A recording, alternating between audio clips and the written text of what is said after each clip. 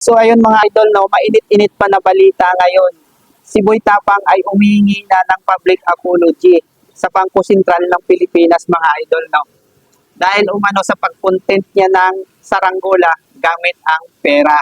So mahigpit talaga yan ang pinagbabawal ng Bangko Sentral ng Pilipinas na gamitin ang pera sa hindi tama.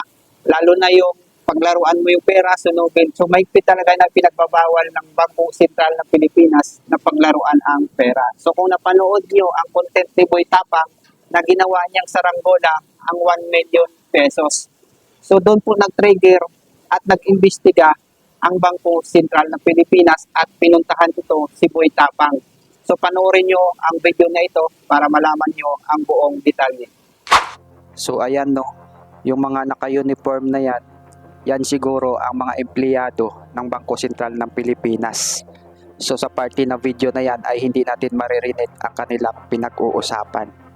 So kung makikita nyo si Boy Tapang at ang mga empleyado ng Bangko Sentral ng Pilipinas ay pinuntahan si Boy Tapang. So yun mga katapang, mayroon nga pala taga-Bangko Sentral na pumunta kayo na sa bahay at dumating na sa kanila yung content na ginawa ko na saranggola gamit ang pera. So napag-usapan namin kayo na about dun sa saranggola. So ngayon, ginawa ko itong content na to kasi gusto ko lang mag-voluntary gumawa ng salaysay. So unang-una, gusto ko lang magpakilala. Ako pala si Ronnie Swan, kilala sa pangalang Boy Tapang.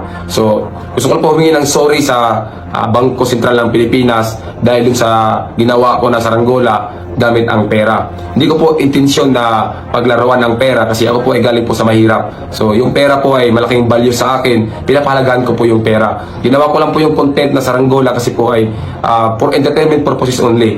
Kasi naisipan ko paggagawa ko ng normal na saranggola, gawa sa plastic lang, napaka-common na. Kaya naisipan ko na what if itry ko na gumawa ng saranggola gamit ang pera. So ngayon po, humingi po akong sorry kung nagawa ko po yun. Hindi ko po intensyon yun na paggawa ng pera. So ngayon gusto ko lang po sabihin sa lahat ng mga tao na huwag nyo pong paglalaruan ng pera. Palagaan po natin ang pera, bigyan ng i-value natin yung pera. Kasi napaka-importante sa buhay natin ang pera. Lalong-lalo na ang Bangko Sentral ng Pilipinas ay seryoso sa pagpreserba ng integridad ng ating pera. So gusto ko lang sabihin sa lahat ng mga tao na huwag po nating paglaruan ng pera.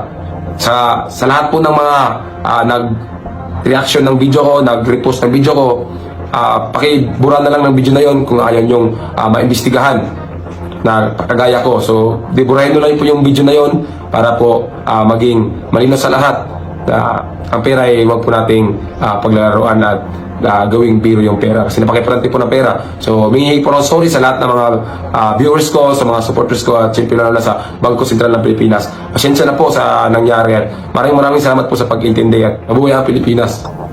So ayun, narinig naman natin ang pag-public apology ni Boy Tapang sa Bangko Sentral ng Pilipinas. So sa mga nag-repost or nag-reaction video sa content na yon na saranggola na ginamit ang pera, so sinabi niya pakidelete na lang at baka din kayo ay maimbestigahan ng Bangko Sentral ng Pilipinas. So sana maayos mo ito idol and good luck sa'yo.